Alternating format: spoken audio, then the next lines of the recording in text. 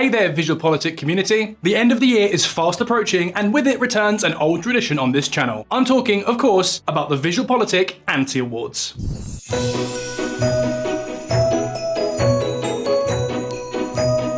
In other words, VisualPolitik's Santa Claus delivers coal to the politicians who have most disappointed us in the year that is coming to an end. And there is a crucial point that is always important to clarify. These are not the worst politicians of the year. That's why you'll never see Putin or Maduro or any other satrap here. No, these particular anti-awards are for the politicians who have disappointed us the most.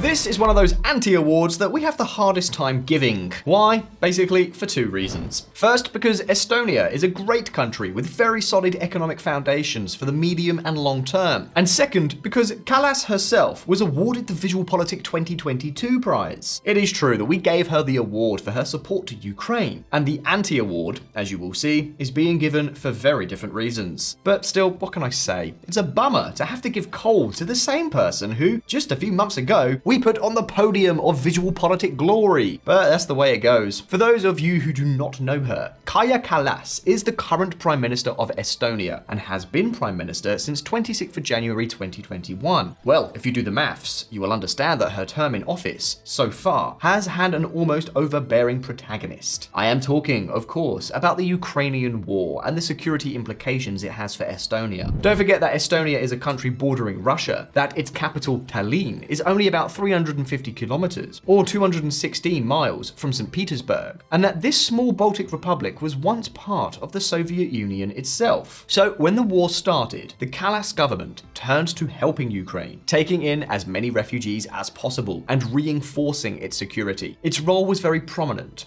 And what's more, it did it without wrecking the public accounts, which you have to give him credit for. And that's why Kaakalas won one of our awards in 2022. However, since then, this Prime Minister has had a horrible year, and 2023 was a year that began for her in the best possible way. At the beginning of March, elections were held in Estonia, and the Reform Party, the so-called pro-market party of Kaakalas, came out on top. Not only was it the party with the most votes, but it achieved the best result in its history. It won 37 of the 101 deputy seats, and won almost everywhere in the country. Not surprisingly, given such a result, the Prime Minister had a very easy time reshuffling the government. She formed a new coalition with SD200, a new centre party that had won 14 seats. With them, the Reform Party already had an absolute majority, but despite this, Kaakalas decided to include the Social Democratic Party, which had won 9 seats in the coalition as well. And guess what? From that moment on, despite being the weakest force in the coalition and not even being necessary for maintaining the government, the Social Democrats became the masters of the playground, and Kaakalas began to break the vast majority of her promises. While she had promised over and over again that she would not raise taxes, she then decided to do exactly the opposite. She also announced new hires of public employees and launched a kind of war against vehicles and against practically any project that affected climate change. Ja lugege mu huultelt. Maksud ei tõuse. Punkt. Oli liiga keeruline. Maksud ei tõuse.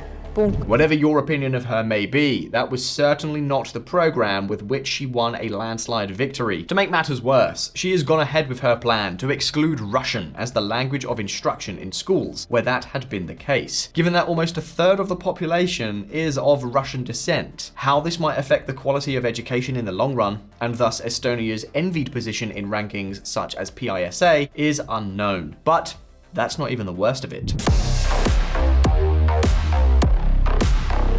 The worst thing is that since then, her government has been in chaos. A chaos that has even provoked criticism from the country's president himself. One day, his government says one thing, and another says the opposite. Today, Kaakalas has only one obsession: to get an international post, that of Secretary General of NATO. She has openly applied for the post, or any other important post in the European Union. To top it off, she was embroiled in a major political scandal this year because her husband was still doing business in Russia. At the same time, she was calling on Estonians to break business ties with the neighboring country. The result result is that the Reform Party has plummeted in the polls, and most Estonians believe that Kaakalas should resign. Estonia, VisualPolitik viewers, continues to be a great country and an example of transformation and commitment to business. There is little doubt about that. However, Kaakalas, incomprehensibly, despite having a landslide victory, decided to bury her plans, to throw herself into the hands of a party with barely 9 deputies, and to focus more on her rise in international politics than on Estonia itself. For all these reasons, and because Estonia is such a role model, here on VisualPolitik, we've decided to give Kaakalas one of our 2023 Anti-Awards. It's hard to think of more disappointing cases in terms of politicians.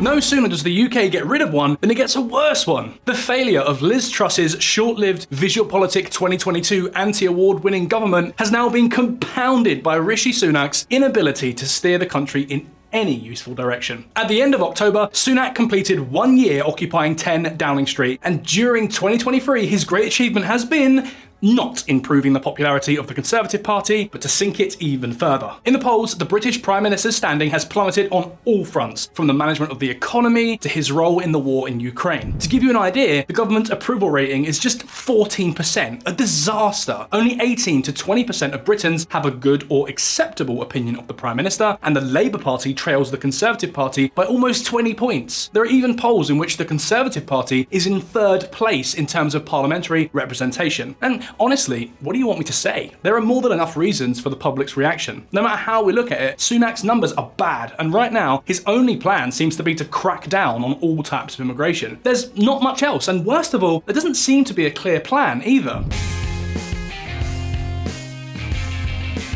This probably goes some way to explaining the enormous pessimism that Britons have towards the near future of the national economy. Almost 3/4 of Britons think that things are not going to get better, and 50% believe they will even get worse. The British economy is not growing. Apart from finance, productivity is relatively low, investment is lacking, many projects are stalled or not going ahead due to huge bureaucratic hurdles, public services are getting worse, and government finances are not at their best, despite the fact that taxes have been raising steadily in recent years. And you know what? Sunak has improved absolutely nothing. Quite the opposite. His only obsession in 2023 has been immigration, to toughen the arrival of legal and illegal immigrants as much as possible. I've increased raids by 50% to clamp down on illegal workers. I saw firsthand the impact this will have in deterring people from coming here when I joined immigration enforcement officers last month for what was the biggest ever single day of raids. The problem is that the British now have other, much more pressing concerns.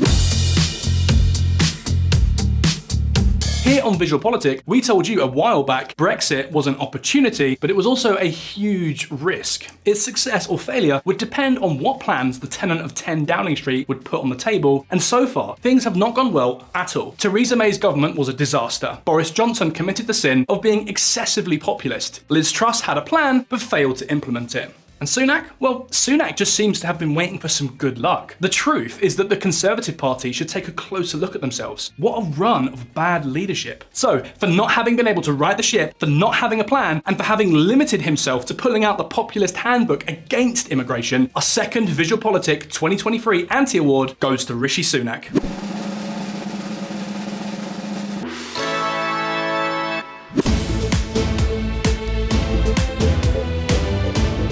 Politicians are often tempted to do anything to win a few votes. And do you know what? We can think of few better examples than that of the former Polish Prime Minister Mateusz Morawiecki, ousted from power after the elections of the 15th of October, an election in which the United Right coalition led by Morawiecki was the most voted list, but did not achieve the number of seats needed in parliament for his re-election, following a controversial judicial reform that led to his government's almost total standoff with Brussels. In fact, the delivery of next generation funds is frozen. Morawiecki gained a lot of international prominence and also a lot of popularity for his role in the war in Ukraine. Following the Russian invasion, the Polish government of Morawiecki became the most outspoken international voice against the Kremlin. Warsaw's support for Kyiv was practically total. Poland delivered a huge amount of weapons, received millions of refugees, and lobbied in every possible international arena to increase support for the Ukrainian resistance. Poland has even become the gateway for the vast majority of international international aid to Ukraine. And not only that, Moretsky also became a strong advocate of the Atlantic Alliance, of Ukraine's rapid integration into the European Union and NATO, and championed the rearmament of European defense forces. Beyond local issues, it is clear that he assumed a key role in international politics. And so it was VisualPolitik community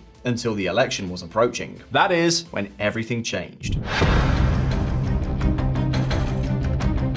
You see, the war in Ukraine caused the European Union to take a series of measures to help the Ukrainian economy. For example, refugees were given facilities to be able to work, and the movement of truck drivers and goods across the border was facilitated. This was the case with grain that Ukraine could no longer export across the Black Sea. This, of course, did not sit well with farmers in Poland, Bulgaria, Hungary, Slovakia, and Romania, and by extension, with their governments. Therefore, the European Commission established certain protections for the markets of these countries. Nevertheless, when Brussels realized that this was no longer necessary and these protections were about to expire, the Moretsky government said that it didn't matter. Although foreign trade falls within the jurisdiction of the European Union, they would unilaterally block Ukrainian grain. Then, something similar happened with trucks. The arrival of competing Ukrainian truckers caused the Polish government to support de facto border blockades of Ukrainian trucks by Polish truckers. These are just two examples, but the worst of all, Warsaw's rhetoric suddenly became very aggressive against Kyiv, to the point of announcing this.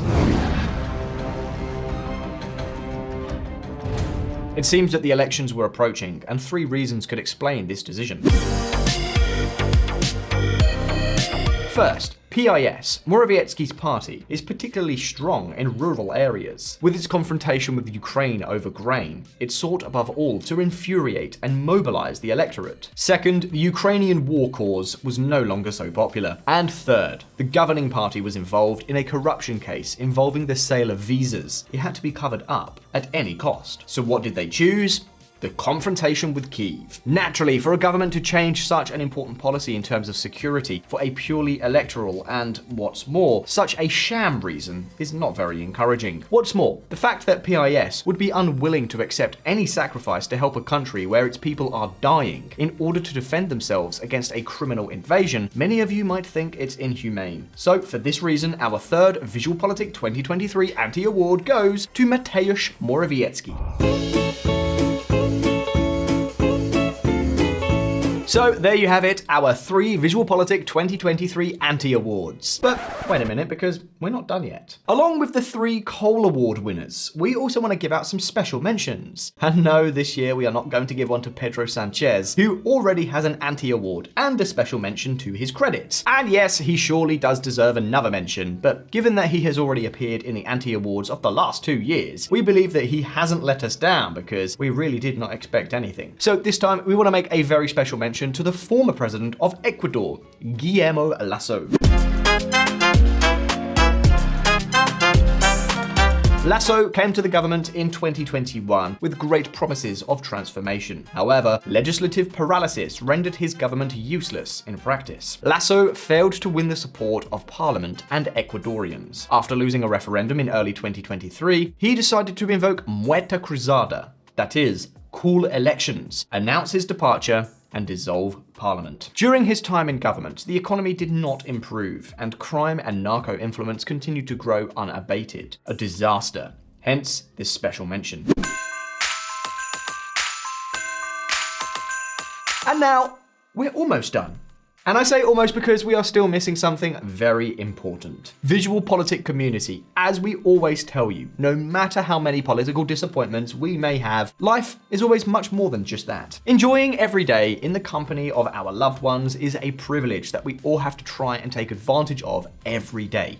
Every moment. And when things go wrong, remember that the storm always passes. Even when we suffer personal or professional problems, the storm always gives way to calm. So on behalf of the whole team, the whole VisualPolitik family, we want to express our warmest thanks for being there on the other side of the screen. Of course, we also want to wish you a very happy holiday season. And now, as always, don't forget that we have new videos on this channel every week. So subscribe to VisualPolitik and hit the little bell so you don't miss any of our updates. If you like this video, hit like, and I will see you in the next one.